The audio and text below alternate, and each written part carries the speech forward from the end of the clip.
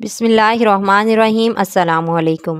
گاؤں کے چودھری نے ایک بہت ہی خوبصورت اور حسین و جمیل لڑکی سے شادی کر لی۔ اس لڑکی کا باپ بہت لالچی تھا، اس لیے اس نے چودھری صاحب کی عمر کا لحاظ نہیں کیا اور اپنی جوان بیٹی کی شادی چودھری صاحب سے کروا دی۔ چودھرائن کو پہلی رات ہی معلوم ہو گیا کہ چودھری ایک عیاش پرست آدمی ہے اور اس نے ٹھان لی کہ میں اس چودھری کو سبق ضرور سکھاؤں گی۔ شادی کے بعد بھی چودھری صاحب نے عیاش پرستی والا کام نہیں چھوڑا۔ اس چودھری نے ایک رواج بنایا ہوا تھا کہ وہ ہر سال کے خاص تہوار کو اپنے گاؤں کے نوجوان شادی شدہ جوڑوں کو دعوت پر بلاتا تھا اور ان کی خوب خدمت کرتا۔ ہر قسم کے کھانے اور مشروبات ان کے سامنے رکھ دیے جاتے اور جس دن اس چودھری کی دعوت کا دن ہوتا تو گاؤں کی شادی شدہ نوجوان لڑکیاں دلہن کی طرح تیار ہوتی تھیں۔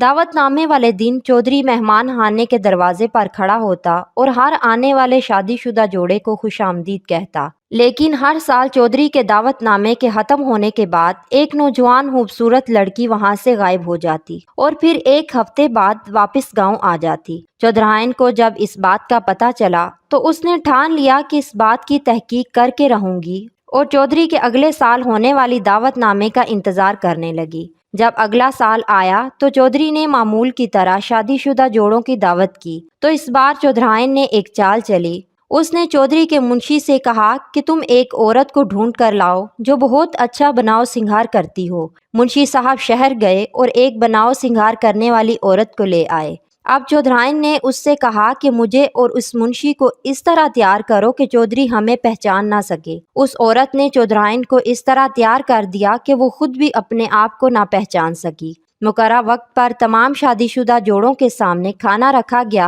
اور بہت قیمتی مشروبات پیش کیے گئے اور ان کی خوب خدمت کی گئی۔ لیکن جیسے ہی دعوت نامہ ختم ہوا تو چودھری صاحب نے اپنے آدمی کو اشارہ کیا کہ جاؤ اور سب سے خوبصورت لڑکی کو اٹھا کر میرے ڈیرے پر لے جاؤ، کیونکہ اس کو پہلے بھی جو سب سے خوبصورت اور حسین و جمیل لڑکی لگتی وہ اس کو دعوت نامے کے بہانے وہاں سے اٹھوا لیتا اور اپنے ڈیرے پر لے جا کر ساری رات اس کے ساتھ گزارتا اور ایک ہفتے تک اسے اپنے پاس ہی رکھتا اور پھر اس لڑکی کو گاؤں میں چھوڑ دیا جاتا اور وہ لڑکی اپنی عزت کی خاطر کسی کے سامنے نام نہ لیتی۔ اس بار جیسے ہی دعوت نامہ ختم ہوا تو چودھری کے آدمیوں کو چودھرائن کے علاوہ اور کوئی لڑکی خوبصورت نہ لگی تو انہوں نے چودھرائن کو چپکے سے اٹھایا اور اس کو چودھری کے ڈیرے پر لے گئے۔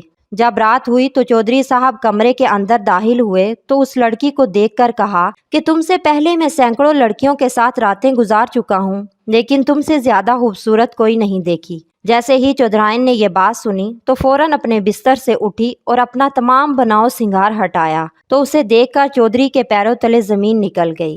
چودھرائن نے کہا کہ میں نے سنا تھا کہ تم ایک عیاش پرست آدمی ہو لیکن تم اتنے گھٹیا انسان ہو سکتے ہو یہ میں نے سوچا بھی نہ تھا۔ تم گاؤں والوں کو مہمان نوازی کا لالچ دے کر ان کی عزت کے ساتھ کھلواڑ کرتے ہو۔